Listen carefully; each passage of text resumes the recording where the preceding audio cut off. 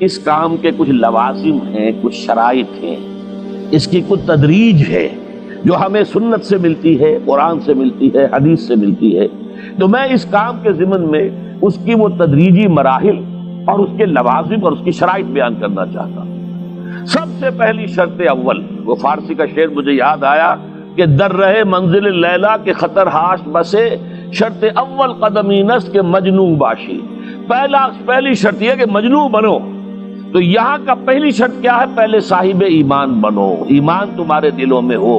یا ایھا الذین آمنوا آمنوا باللہ ورسولہ، یعنی ایک ایمان تو تمہیں حاصل ہے، اقرار باللسان، وہ تو تمہیں والدین سے مل گیا، عقیدہ تمہارا ہے، متوارث جو ہے تم عقیدے کو مانتے ہو، لیکن دلی یقین والا ایمان حاصل کرو۔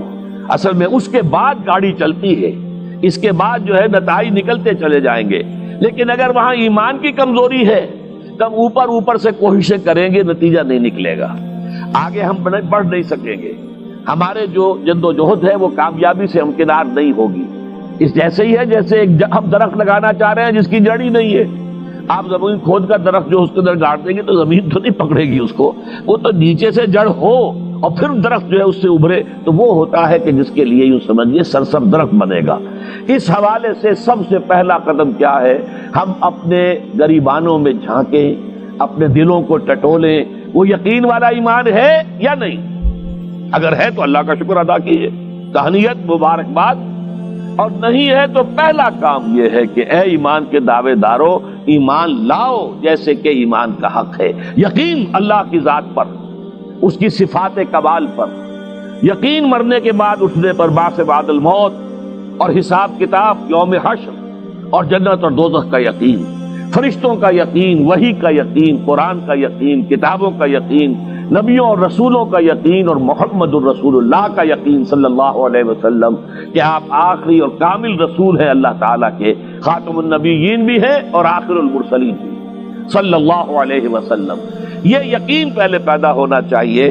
تو اب ظاہر بات ہے کہ جب میں نے یہ بات اتنی بڑی کہی ہے تو پھر مجھے یہ بھی بتانا چاہیے یقین کہاں سے ملے گا، کون سی دکان ہے، سپر مارکیٹ کوئی ہے جہاں پر کہ یہ جنس بکتی ہو؟ پہلی بات تو یہ ہے کہ اس کے لیے آسان ترین طریقہ کیا ہے؟ صاحب ایمان کی صحبت اختیار کرو۔ جیسے آپ بھٹی کے آگے بیٹھیں گے تو حرارت پہنچ جائے گی، آپ برف کی سل کے قریب بیٹھے ہوں گے ٹھنڈک پہنچ جائے گی۔ اگر صاحب ایمان ہے، کسی کے دل میں یقین والی بھٹی دہک رہی ہے، تو اس کے قرب سے آپ کے اندر بھی یقین پیدا ہو جائے گا۔ دوسرا طریقہ یہ ہے کہ شریعت کے احکام پر عمل کیے جاؤ، کیے جاؤ، کیے جاؤ، کیے جاؤ، اس عمل سے بھی یقین پیدا ہوتا ہے۔ یہ دو طرفہ معاملہ ہے، یقین سے عمل پیدا ہوتا ہے اور عمل سے یقین پیدا ہوتا ہے۔ جیسے آپ کہتے ہیں وشیس سرکل، وہ بری شے ہوتی ہے کہ ایک چیز ہے بڑھ گئی تو پھر اس کے اور خرابی بڑھ گئی، اس سے پھر وہ پہلی خرابی اور بڑھ گئی، پھر وہ اس سے اور خرابی بڑھتی چلی گئی۔ جیسے پیچ آپ کہتے ہیں ہر چکر کے ساتھ وہ پیچ آگے بڑھتا جاتا ہے، اسی طریقے سے بھلائی کا بھی ایک سرکل ہے۔ ایک نیکی آپ کریں گے آپ میں ایمان پیدا ہوگا، اب آپ زیادہ نیکی کریں گے تو اب اور زیادہ ایمان پیدا ہوگا، تو یہ دو طرفہ سرکل ہے۔ اور تیسری بات جو ہے، خاص طور پر فہیم، ذہین، انٹلیکچوئل لوگ، سمجھدار لوگ، اور آج کی دنیا آپ کو معلوم ہے کہ ہمارے نوجوان طبقے میں بہت بڑی تعداد ہے بہت سمجھدار لوگوں کی، اس لیے کہ ان کی معلومات کا دائرہ بڑا وسیع ہو گیا ہے۔ جدید دنیا میں جو علوم ہے ان کا ایکسپلوژن ہے، دھماکہ ہو گیا، اتنے علوم پھیل گئے اور اس کے اثرات ہیں۔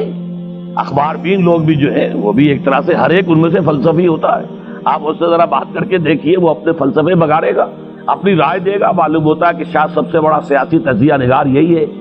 لہذا وہ لوگ کہتے ہیں کہ ہمیں تو وہ بات بتاؤ جو ہماری عقل کو بھی اپیل کرے۔ یہ جو معاملہ ہے وہ ایمان جو عقل کو بھی اپیل کرے، اس کی سورس صرف ایک ہے اور وہ قرآن حکیم ہے۔ مولانا ظفر علی خان نے ایک شعر کہا تھا بہت سادہ انداز میں، وہ جنس نہیں ایمان جسے لے آئیں دکانیں فلسفہ سے، ڈھونڈے سے ملے گی عاقل کو یہ قرآن کے سپاروں۔ عاقل جو ہے انٹلیکچوئل، ایک ہے عام آدمی، عام آدمی جو ہے صاحب یقین کی صحبت سے بھی یقین پیدا ہو جائے گا، عام آدمی عمل کرتا رہے گا اس سے بھی یقین پیدا ہو جائے گا، لیکن عاقل، انٹلیکچوئل، وہ شخص جو کہتا ہے پہلے میری عقل کو اطمینان ہونا چاہیے پھر مانوں گا، اس کے لیے جو سورس ہے، منبع ہے، سرچشمہ ہے ایمان کا، وہ صرف اور صرف قرآن ہے۔ اس میں غور و فکر کرے، انسان اس طرح قرآن کو پڑھے کہ وہ براہ راست اس کا مفہوم اس کے دل کے اوپر اترتا چلا جائے۔ جیسے علامہ اقبال نے کہا ہے کہ تیرے ضمیر پہ جب تک نہ ہو نزول کتاب، گرہ کشا ہے نہ رازی نہ صاحب کشاف۔ قرآن تو تمہارے اپنے قلب پر نازل ہونا چاہیے۔ اور یہ اصل میں ان کے والد نے کہا تھا ان سے، بالکل بچپن میں۔ علامہ اقبال چھوٹے سے بچے تھے، ان کے والد تھے ذرا صوفی منش آدمی تھے، وہ شیخ نور محمد۔ وہ آئے فجر کی نماز مسجد سے پڑھ کر آئے تو دیکھا کہ اقبال جو ہے بچہ وہ قرآن پڑھ رہا بیٹھا ہوا۔ اس نے کہا والد نے کہ بیٹے تم یہ قرآن کیسے پڑھتے ہو؟ اب وہ حیران ہوا بچہ، یا بجان بس میں پڑھتا ہوں قرآن جیسے پڑھتے ہیں، آپ کا مطلب کیا ہے؟ کہا بیٹے قرآن ایسے پڑھا کرو کہ جیسے یہ تم پر نازل ہو رہا ہے، یوں سمجھو کہ تم پر نازل ہو رہا ہے، تم مخاطب ہو۔ اب اس چیز کو انہوں نے اپنے اس شعر میں ادا کیا، تیرے ضمیر پہ جب تک نہ ہو نزول کتاب، گرہ کشا ہے نہ راسی نہ صاحب کشاف۔ جیسے یہ قرآن قلب محمد پر نازل ہوا تھا، فَإِنَّهُ نَزَّلَهُ عَلَىٰ قَلْبِكَ، جبرائیل نے یہ اے نبی اے محمد آپ کے دل پر اتارا ہے۔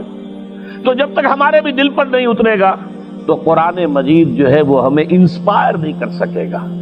ترجمہ آپ پڑھیں گے، کچھ آپ کو معلوم ہو گیا اس کا مطلب یہ ہے، تفسیر پڑھا، اچھا جی ٹھیک ہے فلاں مفسر نے یہ لکھا ہے، فلاں نے یہ لکھا ہے، یہ معلومات تو مل جائیں گی، لیکن وہ اندر سے جو موٹیویشن ہوتی ہے، اندر سے جو جذبہ ابھرتا ہے، اندر سے جو ایمان جو ہے چشمے کی طرح قلب کی گہرائیوں سے ابلتا ہے، وہ نہیں ہوگا۔ وہ اسی وقت ہوتا ہے کہ جب وہ انٹلیکچوئل آدمی جو ہے وہ کم سے کم اتنی تکلیف ضرور کرے کہ اتنی عربی سیکھ لے کہ عربی جو ہے قرآن مجید اس کے براہ راست قلب پر نازل ہو سکے، وہ ترجمہ نہ دیکھے۔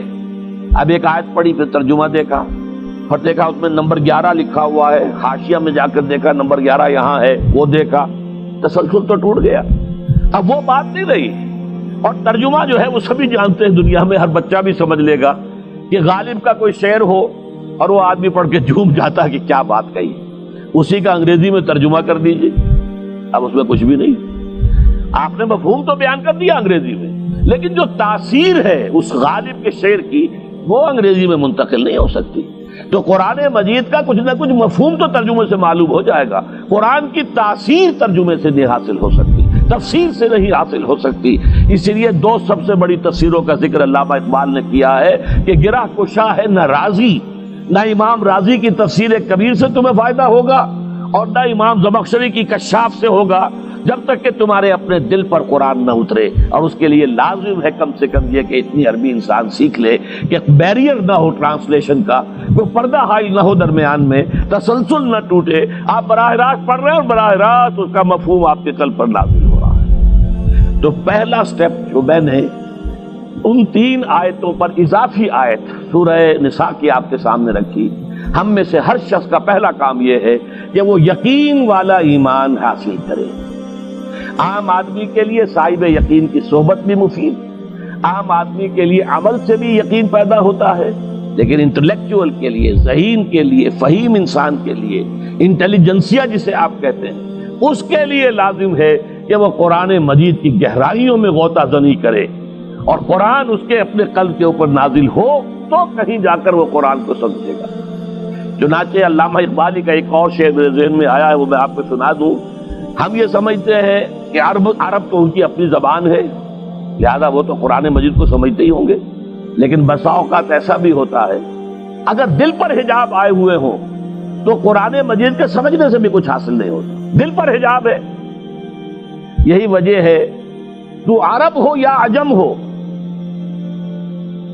تیرا دل نہ دے گواہی، لغت غریب، یہ قرآن مجید جو ہے تو عجم ہو یا عرب ہو، یہ قرآن مجید تیرے لیے لغت غریب رہے گا جب تک کہ تیرا دل گواہی نہیں دیتا۔ تو ایک تو طلب ہدایت ہو انسان کے اندر، اور دوسرے یہ کہ قرآن مجید کو براہ راست نازل ہونے کا موقع ملے قلب کے اوپر، تو ایمان یقین والا حاصل ہوگا۔